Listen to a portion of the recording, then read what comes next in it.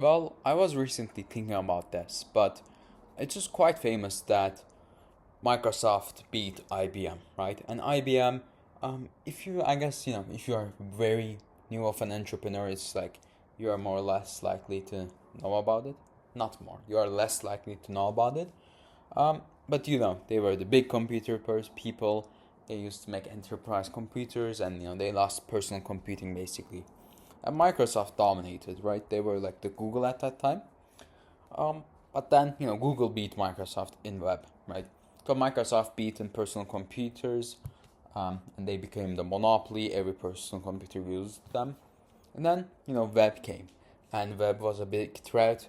The operating system became the web, right? And Google, they did everything in their power to do that.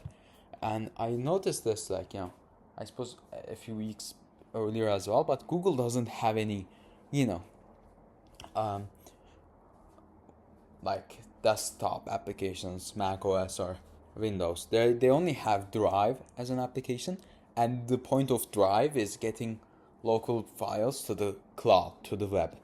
So that is like their single goal is that. And recently listened to the Acquired podcast, which is great, by the way. It is extremely great. They literally did like a 4 hour podcast, which is insane, on insane quality.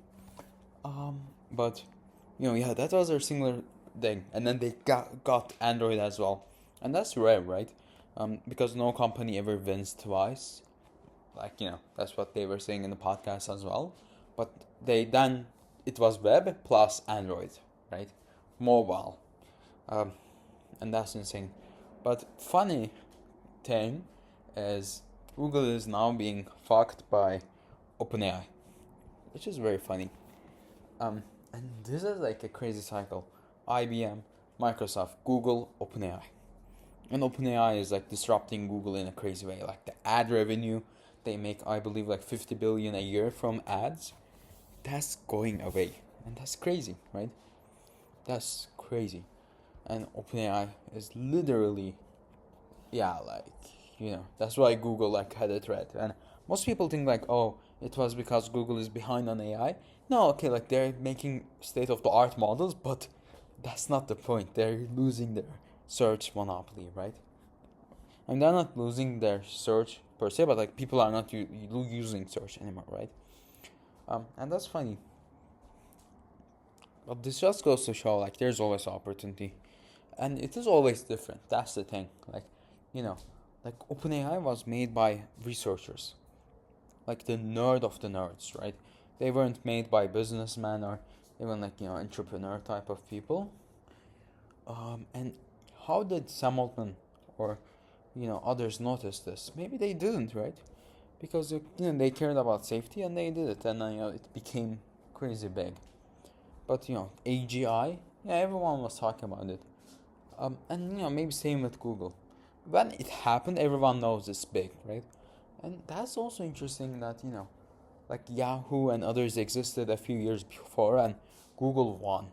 And people just say, like, from the stuff I've listened to, they just say it was superior quality. Like, you just knew it was better. Like, the investors just searched something and they knew it was better, the algorithm.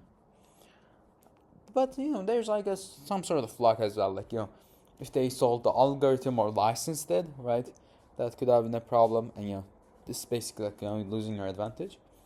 And, maybe with AI, some people also made early progress. Like, and Anthropic, for example, like people for some time thought they were like small, like they were worth 10, 20, 30 billion. Now they are worth 180 billion. They make the best coding models. Right now they're somewhat behind, but like, they do well. And OpenAI also does well. But like, there are a lot of randomness in this stuff, and I think that's like a good thing to know about, right? And the point there is like, OpenAI, their CEO got fired, right? And like they had a lot of problem. Like imagine if that happens 2 more times, like something that bad at that scale, they will lose to Anthropic or others. And yeah, like there are other examples as well. Like, and all of these players are somewhat small, but I think in 5-10 years, they can be pretty big. Like Stable Diffusion, like they might just be perceived as Yahoo, right? And Stable Diffusion they were doing extremely well, insanely well. They were like, OpenAI and then Stable Diffusion. Like those would be in the same titles, and then Mid Journey too. But like Stable Diffusion was like extremely Stability AI is the company. Obviously, like this is, I suppose it's somewhat related. Like technically, I guess some researcher made it, but anyways, like Stability AI is the thing.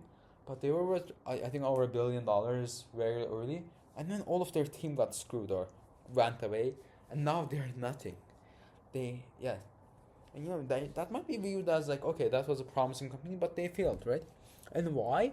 I'm not sure. Maybe like, yeah, it's interesting. But like some of the people from Stable Diffusion, they've started Black Forest Labs, and they literally live in Germany or something. But now they're doing deals with Meta, and others. Midjourney is also doing well, but like, it's just so like unpredictable. It's not like we can't be the first one. Like, I think given my recent experiences, or like learnings, I think it is mostly about just being in the trenches every day and taking action, because like you have to work as hard as possible, and the people know that, but there's so many stuff that can go wrong, and it's not like, um I'm not sure, it's not like from the sky that come. Wait, that didn't make sense, but like what I'm trying to say is, let me see how I can articulate this. um I mean, there are so many factors that might influence you to lose. Your co-founder can leave, or a big acquisition offer might come your way, or you might give up too early, right?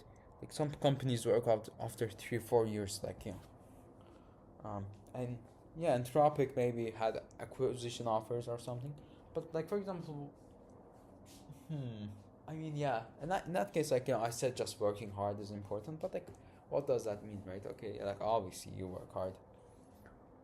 Well, I mean, okay, let's just think about like other companies, like from the past, like Google competitors.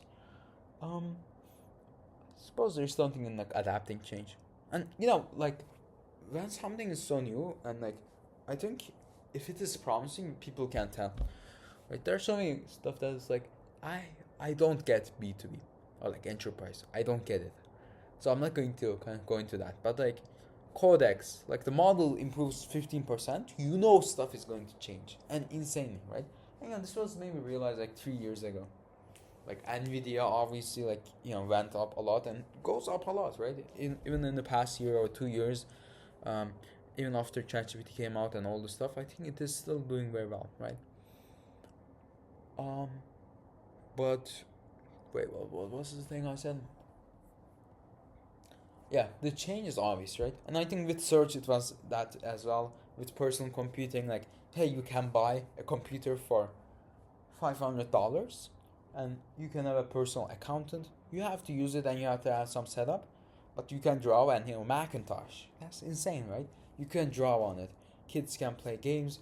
You can email people. Obviously, email was a bit late, but web is also insane.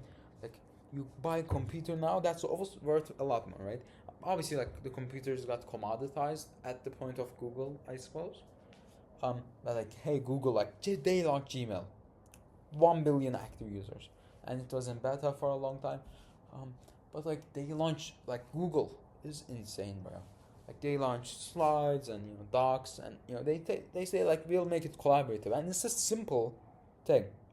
Like it's not like, oh, we are making, I'm not sure, like there are a lot of companies nowadays, and this might just work.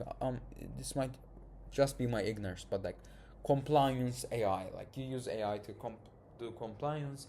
You use AI to, I mean, these become like, there was another company like healthcare application documentation or whatever, all of like AI stuff, and like B2B specifically. Consumer. I think consumer is how you take over the world. I think that's the case. I don't get like some B2B makes sense, like open router, and many people listening to this might not know about it, but it's like, basically you have a lot of providers like OpenAI, Anthropic, all the people that make the LLMs. You can add them all into a single API on your dashboard, and you can use them just by using open router in your code, and you can route it um like for example, you can use like the cheapest one out of all, And like even uptime, that's like pretty cool. And, this is like oriented for developers, and developers, I think, it's interesting to think about. But I suppose like when you sell to developers, both enterprise and lowest per people work, right? Cursor, the AI code editor, they sell to average people, the lowest of the lowest, like single people, one person to Coinbase and other people as well, right? And that's pretty cool. Um, but I don't get enterprise. I like okay, Microsoft Enterprise Office. I suppose that makes sense. Yeah, some people do. Like there are a lot of. I mean, yeah, it's just like how big is it? I think maybe a big part. Although like you can say like oh, defense is small and Palantir came out of that. So like yeah, that's something I should think about probably because like it might just seem small. Like although I'm not sure. Like it feels like developer stuff like Stripe for example, like payments. Okay, like you see a clear path. If you get 10 people startups to use it, 20 people startups will use it as well. Also, excuse my grammar, please. I guess being excited is messing that up. But and that goes up, and when the startups they will succeed. If Airbnb uses Stripe and they're small and they become big, that's great. Others people will use it too. That's like a big effect. But I think consumers how you take over the world and what is it something very big you can make, and how do you beat AI? I genuinely have no idea. I mean, how do you beat search? Before knowing about AI, I don't think anyone could have answered that. Like, yeah, like having a personal, how would you describe it? Like, imagine you could hire a private, like, searcher, and the person just sits and browses for you and then provides you with a report. You probably wouldn't have wanted that, right? But that's essentially what ChatGPT is like. It searches and it tells you. And there's a lot of aspects like coding and companionship and creativity, like writing, essay writing, etc., or email writing. So it's like take over the world kind of technology. And even Sam Altman is saying that this might just be like the last hard thing that he's working on. He said that on like the Bill Gates podcast. People are wrong. Like John Collison in like 10 years ago or something, he said like payments was the last Google-like opportunity, and he was obviously wrong, right? In fact, a lot of companies got started at his time, and they are like very very different. Like again, there's like defense. There's probably a lot of stuff that I'm not aware of as well, or stuff that just scaled much more, right? Canva, for example, like Canva is worth as much as Stripe, and probably more, or Figma as well, probably, right? But like obviously, like a developer, technical guy is not going to know that Canva is going to be big, but people from all around the world, India, and thousands of people use it. So there's always opportunities. But yeah, like change creates disruption, and I think being at the edge of change is probably the best thing that one can do, right? Like it's like should I build? I mean, if you think about retro stuff, obviously that doesn't make sense to do, right? Like the oldest technologies from 40 years ago, like making an app for the Macintosh, that's dumb. Like you can maybe make it and sell it for $200 on eBay, but that's fundamentally not smart. And there are some technologies you can work on. Like for example, I have like a while ago made like a platform to study for the SAT, right? A website, and it does pretty well. In fact, I recently kind of like edited few stuff. It gets I think a few thousand visits a month. And the question is like, it is not AI. Should I be working on this? Well, probably not. I should learn about AI as much as possible and get technical, right? Vibe coding is probably not a great idea. However, this idea can basically be applied to anything. When you have attention and a mode, you can just do stuff. And you don't want to become like Duolingo. Like Duolingo is never going to be an extremely big company, or I mean they're very big, but it's kind of like fundamentally they won't, right? And would I want to work on a company like that? I personally wouldn't. Like Stripe, I see them doing that because they're payment, right? They can literally become a bank or something like that and become $1 trillion. Spotify though, I don't think so. Disney, Netflix, fundamentally no. Unless they have extremely big visions, right? But they're not just like founder mode enough, if that makes sense. So probably not, right? But if they were crazy enough, they could be like. There is no fundamental reason like Disney couldn't beat Netflix. Like they can try crazy stuff. They won't, right? That's the fundamental reason they won't win. And that's yeah, and that's just like taking risks. And I was thinking about this like just before recording this video, but I want to take as much risk as possible. And that's not fundamentally like doing like dumb crazy stuff like, oh, what is your idea? It is like, I'm not sure, like something crazy, turning sun into gold. Oh, let me invest because that's crazy. That's not what I'm saying. It's just like not being comfortable. Yeah, that's probably the answer. Like not chasing risk. That's not goal. But I don't want to be comfortable. Right? I do not want to stay still. So like if I get bored and I'm not sure, like, I mean, if my net worth is like, I'm currently in the process of hopefully making some money by selling some stuff. I also recently like made a bit from like some work I have been doing for some startups. But like I it's fine for me to spend all of it. And I mean this like not buying a house, not buying a car maybe. Although that's not, I mean these are like small details in the grand scheme of things. I'm not even sure how to say it, bro. Fuck my English. But yeah. But never be comfortable. Always reinvest. Like that's fundamentally like why big companies lose, and they can't do anything. That's the I suppose like the most bad part, or like the most pathetic part. They have 50 billion. They cannot do shit. And I mean, Google is also in a situation like that. I'm not sure if I would put them in that situation, but I think Microsoft is doing pretty well, right? Like they are buying Activision Blizzard for $70 billion. Like, okay, that's crazy, right? And I admire that. Yeah, definitely. Satya is probably a great leader, right? A lot of people say it as well. But he's really running the company like a startup. And yeah, not a lot of people do it, and that's the people that win, right? Like the people who do it.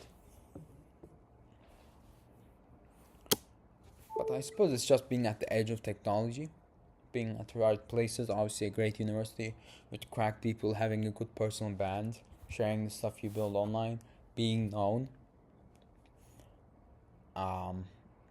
Being at the edge of technology is probably the most single important thing.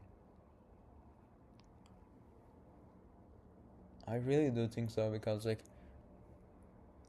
I mean, Greg Brockman, he was into finance. I mean, not necessarily finance, but like payments. And then, Bitcoin, like he has talks about Bitcoin from 10 years ago, 11 years ago. Um, you know, Also AI, right? I listened to a podcast, but like he was saying like he read it from Hacker News, and he just saw it more and more. So he asked his smart friends, and he was from Harvard, or he went to Harvard and then MIT or something. So he was able to like literally find people that were just like innovating and like being the top researchers, and that's how he made it. Patrick Collison. I mean, it's just very interesting like finding a problem and chasing it, but just take a lot of action, right? For every day when you wake up, what are you going to get done today? And yeah, there are a lot of ways to motivate yourself, but just take a lot of action and be curious, right? Because no matter what situation you're in 15 years, there's going to be the next openai opportunity. You should be ready for that. So to take advantage of that, you should learn almost everything. Learn about crypto. Learn about how Stripe works. Learn about databases. Learn about quantum computing. Just spend 15 hours watching a Coursera course or a YouTube course or something, right? And I think that will make the biggest difference.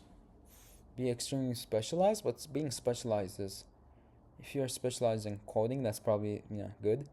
maybe biology, right? Just like explore all stuff and don't be afraid to do stuff. Biology, space, and it's just like luck. If one almost wants to just say it's all luck, right? But like, it's not luck, but like, if you are fundamentally interested in space and you got to work at SpaceX as a 10th employee, that's extremely lucky. But how do you kind of engineer that? That's the hard part, but that's what I want to do. And I mean, like, it's overall obvious, right? Space is going to be big, biology is going to be big. Trends don't lie, right? Esports is not going to be $1 trillion industry. Or again, like, I might just be dissing on these B2B stuff, but AI compliance or anything, I don't think they'll be big. But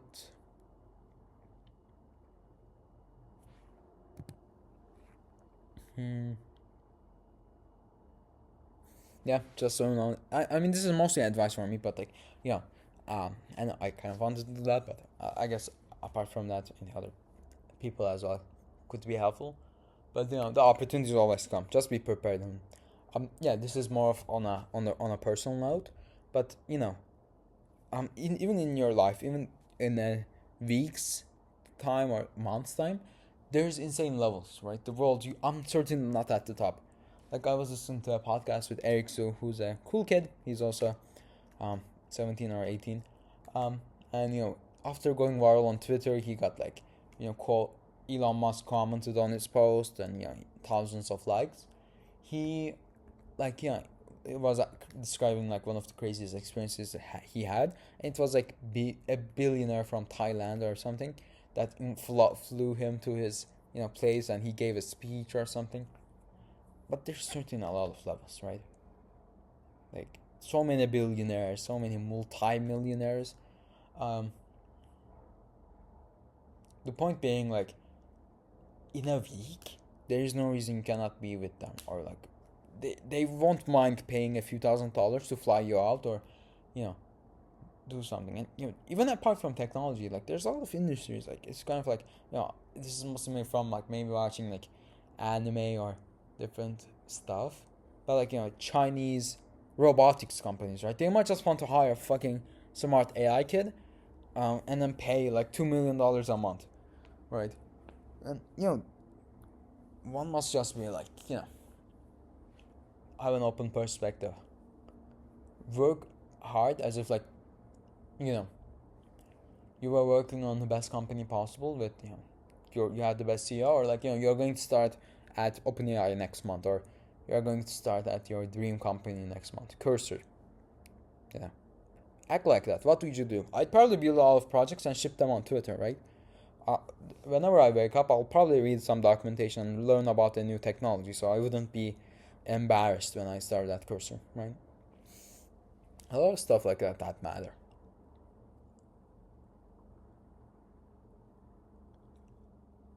But yeah. The story I was going to say is like, I applied to colleges.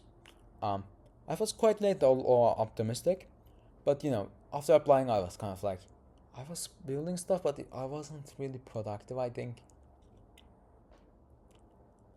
it was okay, but yeah, I was building stuff, but I ultimately didn't ship big stuff. Like, college decisions come, most were rejections, and I was waitlisted at Columbia, right? And then, okay, I was going to write. I wrote an email. I was going to email every single one people at Columbia. If you're serious about it, it should take maximum 3 days or 4 days. Literally, I didn't have anything else to do. I would go to school, and the classes where there was nothing. I was able to work on my computer, and I was working on coding a project at that time. Okay, like, you can do that, but like, spend at least like half of the time or more on this thing, right? And I ultimately literally found a lot of people, researched them, made like a Notion document, had like 20 tabs open about Columbia people. And okay, I didn't email. Yeah, I emailed my admission officer, and they responded, and it was not a bad outcome. If I didn't email, I would have probably killed myself, or like, I would have punished myself. But and I emailed like maybe 6 or 8 people, and no one responded from that. But there were some people I wanted to email, but I just didn't. And why is that? Like, that's such a pussy move, right? So one should think like, in a month from now on, what would I regret that I didn't do now? Probably applying to grants. I would love to, I should do that, right? Spend 2 hours instead of fucking going on Twitter or YouTube. Just spend 3 hours applying to 50 grants, and one of them might just be a person of any background that just sees your tweet, finds it funny, or that just happened to see you on Reddit or YouTube or wherever, and offer you something cool. And 3 hours spent for that is ultimately high value. Or getting in contact with someone new.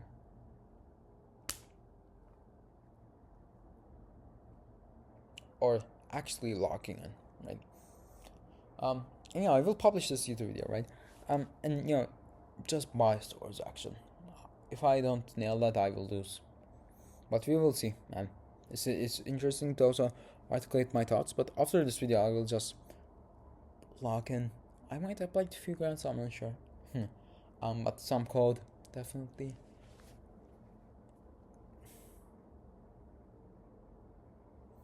And then maybe a Twitter post and LinkedIn post as well. I think that would be helpful. But yeah, anyways, let me finish this story. Fuck, I got off track again. But like, I got wasted at Colombia. I didn't send the emails, right? And I was building a project. I ultimately didn't ship that code too. And then I was somewhat depressed. Like, oh, I'm on the wait list. What will happen? And I wasn't taking action. Like, and then I got accepted into Y Combinator AI startup school, right? And that was like incredibly exciting. And then like I went on TV for that, which is good. I took action on that, right? But what was I gonna say?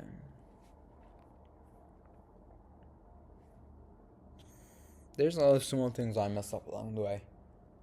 Like there were so many applications I was doing, like MLH top 50, for example. I just saw that today or something. They announced it, but I was applying and I completed the form, but I didn't finish it because like a few hours difference. And I sent it to them by email or something, but I'm not even sure if they consider that, right? And it's ultimately my fault, but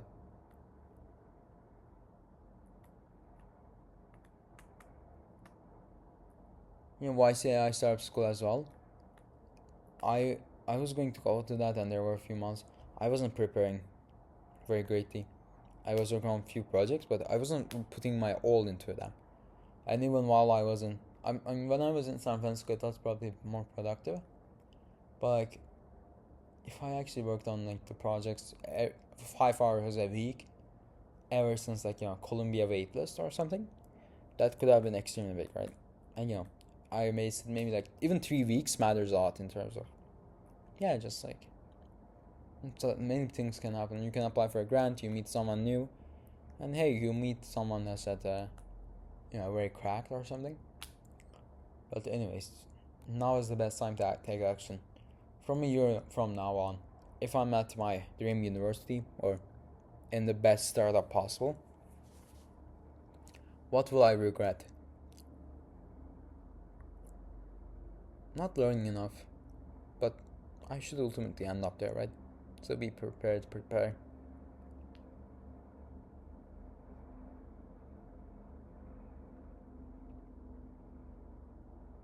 And just being grateful as well. The fact that, bro, fuck, this video is like 30 minutes long now. Damn. Okay, final minute is 29 now. I'm just being grateful, right?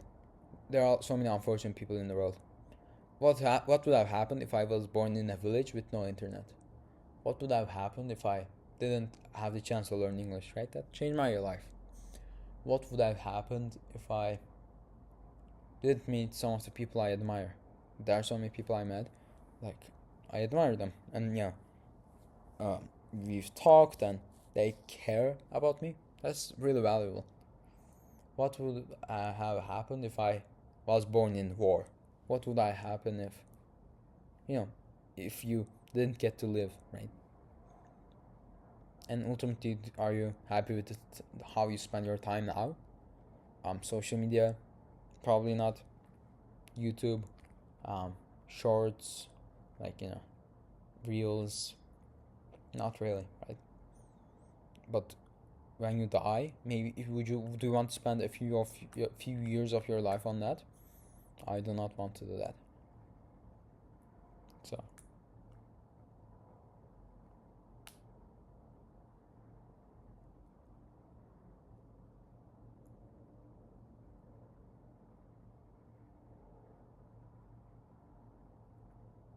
I'm trying to remember the Steve Jobs quote.